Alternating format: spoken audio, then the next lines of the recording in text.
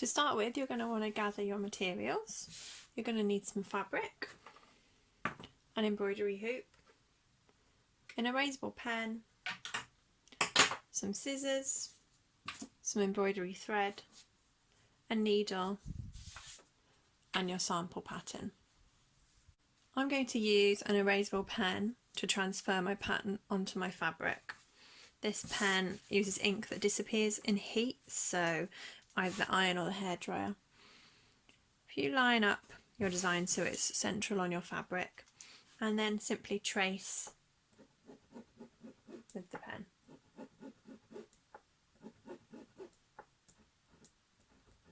You can or you cannot copy through the names of the stitches.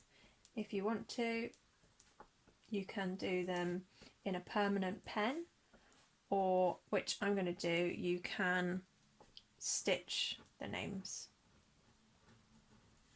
It's up to you.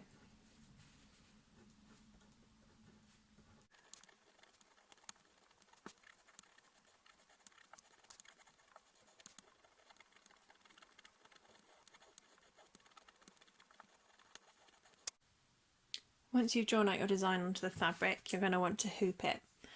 Take your embroidery hoop and loosen the outer hoop so that the inner hoop slips out. Place the inner hoop underneath your fabric and line it up so that your pattern is centralised, and then place the outer hoop over the top of the inner hoop.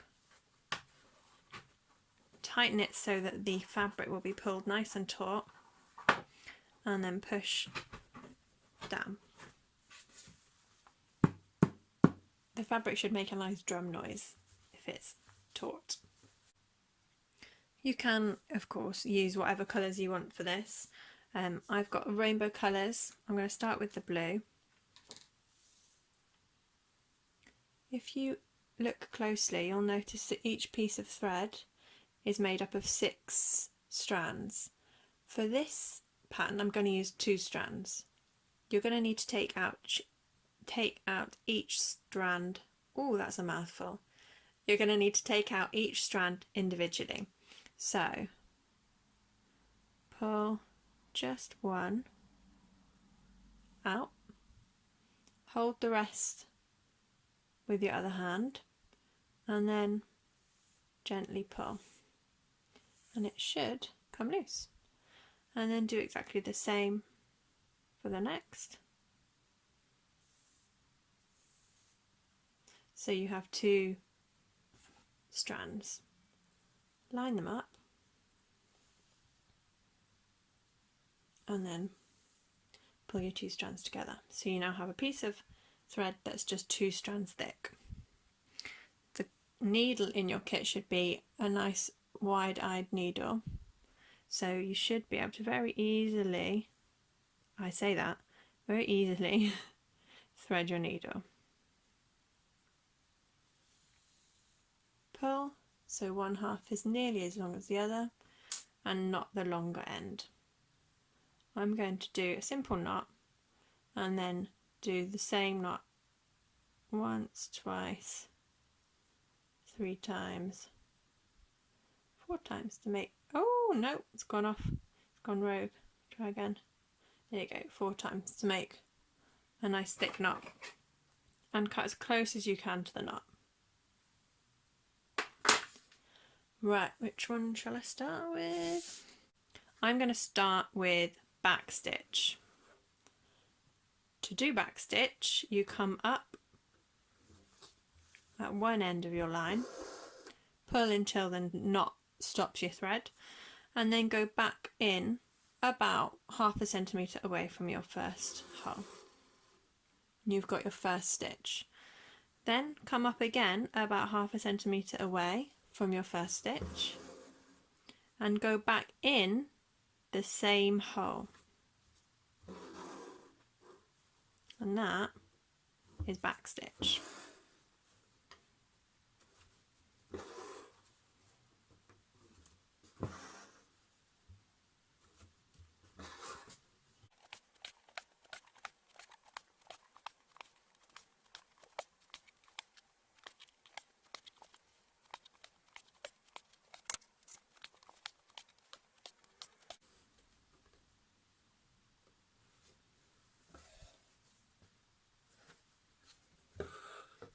With this length of thread I've still got left, I'm going to do some of the seed stitches. What I'm going to do is, with all the little odds and ends I get of different colours, I'm going to do the seed stitches, so they're all going to be in rainbow. A seed stitch is simply one single stitch, same as a back stitch almost. So you come up one end, go back in the other, and you have a seed stitch. I'm just going to do some of those in blue.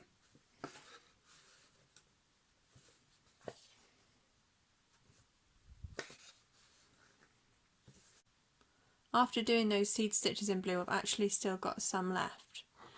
So I'm going to do some French knots in blue too. To do a French knot,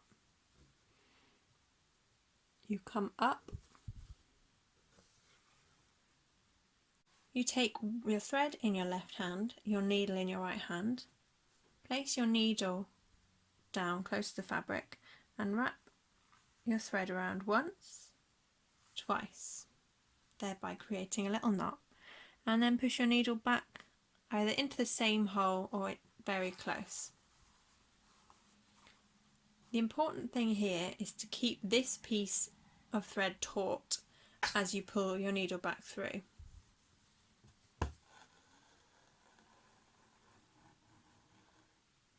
And there you have it, a French knot. So up, once, twice, back in the hole,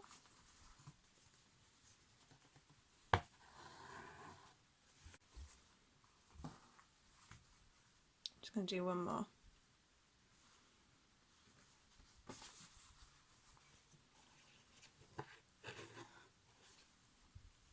You see I didn't pull it quite taut enough there, so it's a bit bigger than the others. So now I've finished with that piece of thread, I need to knot it. Oh, I've got it, I've left it very close, I played a bit of thread chicken there. So to knot, you're going to find a stitch that's close to where you finished, and you're going to slip your needle underneath that stitch. It can be any stitch, just the closer the better. Then, oh, I'm in a tangle. Slip it under, then take this piece of thread, so the one coming from where you finished, and wrap it around your needle twice. A bit like a French knot, I guess. Hold it all in place with your thumb and pull tight. And then do exactly the same thing in exactly the same place, just to keep it all nice and safe. And cut off any excess. There you have it. This time I'm going to use green. Again, I've got 2 strands and I've knotted the end. I won't show you every time how I thread the needle. This time I'm going to do whip. So it's whipped back stitch. So this is going to be exactly the same as the back stitch line above it. And then once it's back stitched, you whip it. Whip it real good. Sorry.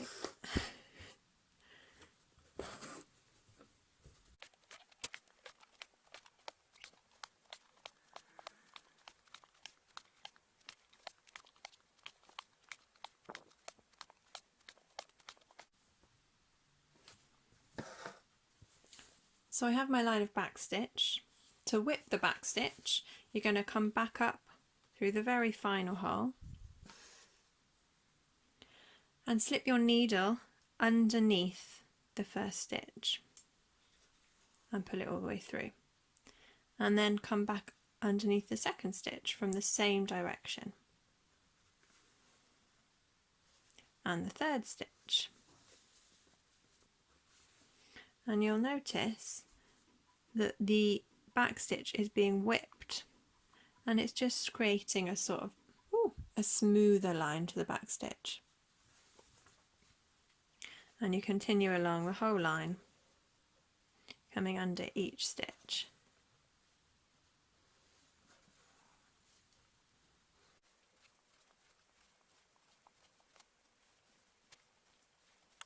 And once you've whipped the whole line, come back in the beginning hole. And you have whipped back stitch. So you can see the difference between the back stitch and the whip, slightly smoother line. I'm going to use the leftovers of the green for some more seed stitches and some more French knots. I'm going to use yellow for the next one, split stitch, 2 strands again. So you start split stitch very much the same way as back stitch with 1 single stitch, and then you push your needle back up about 1/3 from the end, splitting the stitch, and you create 1 more stitch, and then again coming up about 1/3 from the end, splitting the stitch. I'm doing slightly shorter stitches, you might notice, for the split stitch than I did for back stitch and whip stitch, just to give it a slightly neater look.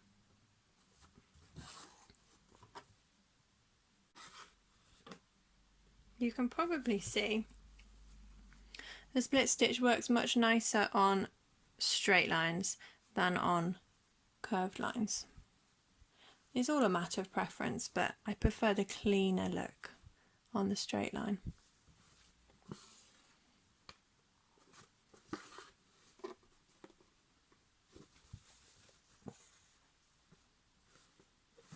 So next I'm going to use orange, 2 strands, and I'm going to do stem stitch. Stem is lovely on a curve. So like the others, we're going to start with 1 single stitch, but you're not going to pull it all the way through. You're going to stop about here, and then you're going to push your needle up halfway along the stitch and then pull it through, and then another stitch, stop it halfway, not halfway, towards the end,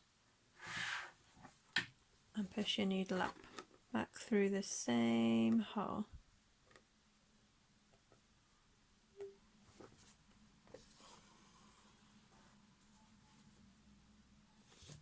Same again, up through the same hole.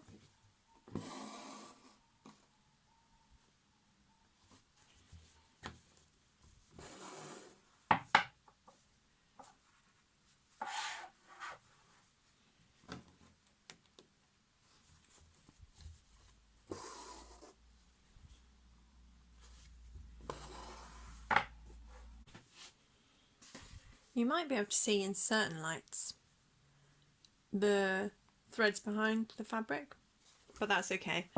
When it's hanging on the wall, you can't see. So the next one, I'm going to use red, 2 strands again. Satin stitch is a fill stitch, so it's what you use to colour things in, I guess. You're going to come up along 1 line. So I'm going to make my satin stitches go this way. And I usually do a first few stitches just as a guide of direction. So I'm going to do long stitches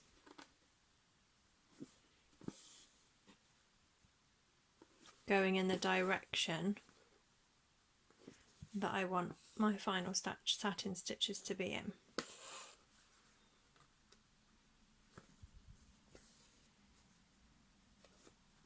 Satin stitch is, in theory, very simple. It's just long stitches to fill an area, but they can be a bit tricky, a bit messy,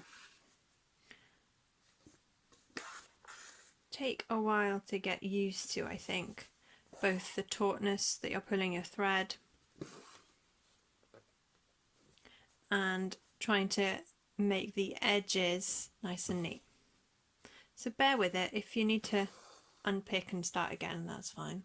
So I've got my guide stitches there, and I'm just gonna start on this petal because I guess it's a sort of flower, and fill in the stitches around the guide stitches. There's no exact science to it.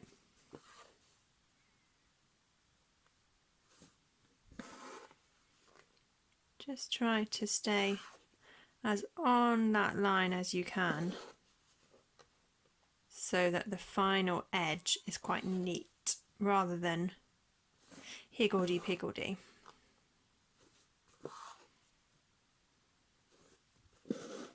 Satin stitch is a great stitch. It's really versatile. You can use it for all sorts of things, for filling in, and it looks really nice when it's finished, nice and almost padded. So can you see I've filled that first area and there's no white fabric. If you notice your fabric is getting a little loose, just pull around the edges a little and tighten the hoop if you need to, and keep going.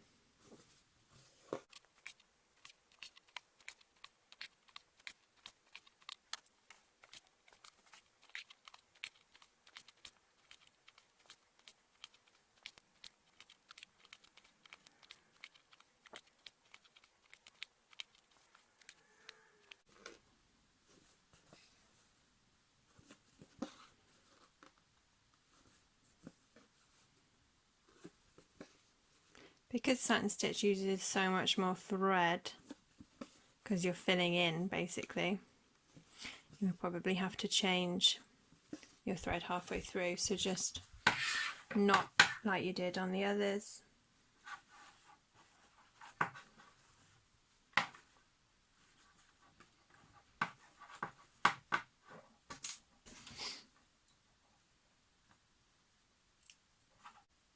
And get a new piece of thread.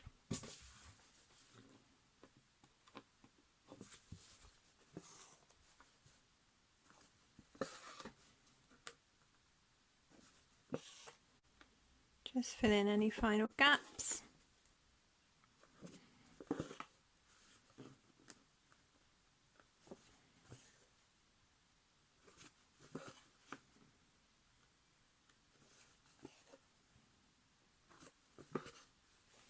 And there you have it, it's satin stitch. And it is like satin. And you see the shine. So I'm just going to use this last bit of red on the seed stitches. And I've saved the easiest stitch till last, running stitch. So I'm going to use the last little bit of red I've got.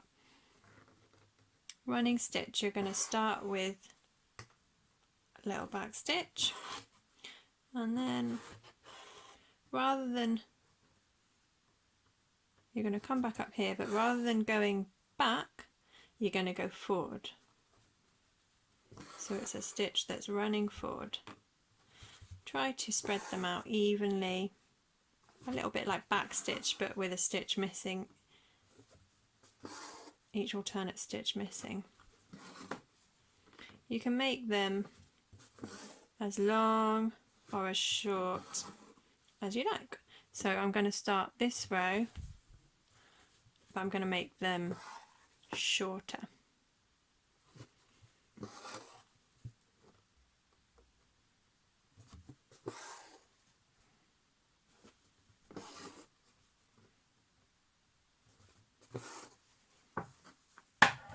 It's got a knot. So if you get a knot like that,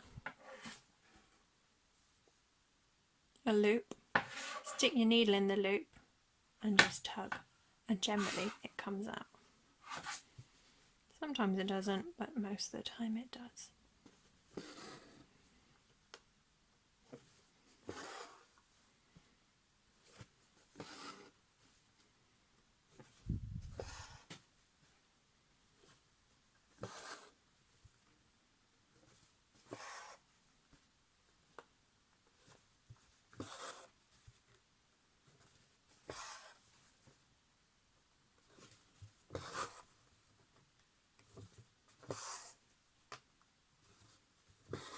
And then for this last row, I'm going to do teeny tiny little stitches, but still running, just a lot smaller.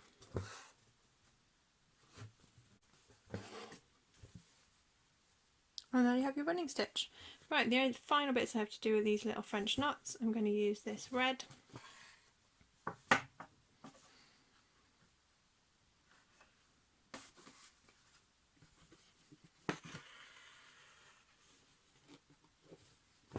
So now you've got some options.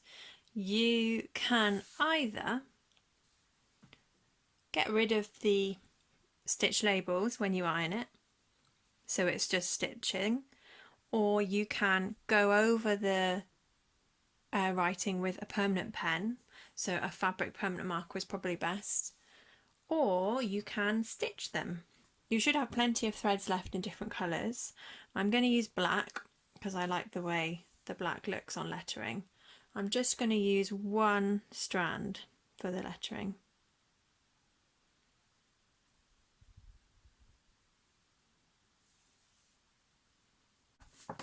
And I'm going to do a really simple back stitch, so it's going to be a lot smaller than the back stitch we did here, but it's the same idea. So come up somewhere along your letter, create one small stitch, and then create another very small stitch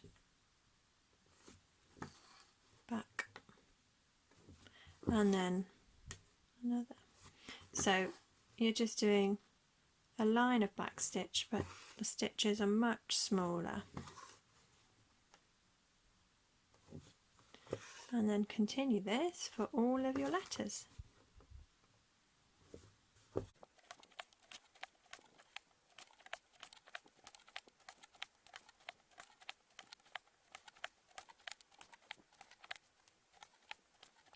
And there you have it. Finished, stitching finished. To finish it all off, you're going to want to take it out of the embroidery hoop so that you can iron it. Ironing will just make it all neat and also get rid of any of the ink that was left peeking out from the embroidery.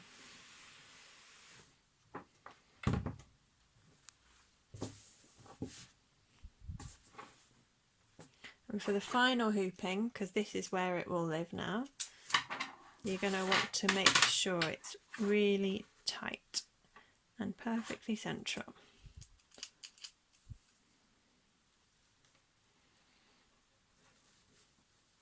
Feel free to take your time doing this to make sure it's just how you want it.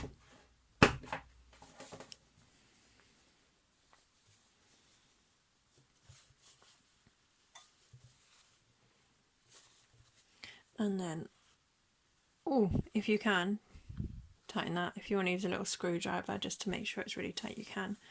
There you go. There are lots of methods you can use for backing your hoop.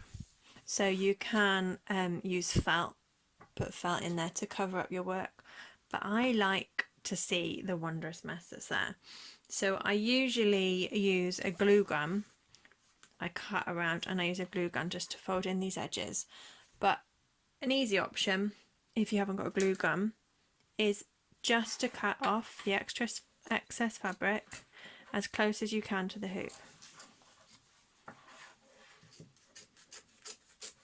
It's great to be able to see all the work that's gone into your embroidery, especially if you're giving a gift, just so that they know how much you love them. To spend hours painstakingly creating something for them. And there you go.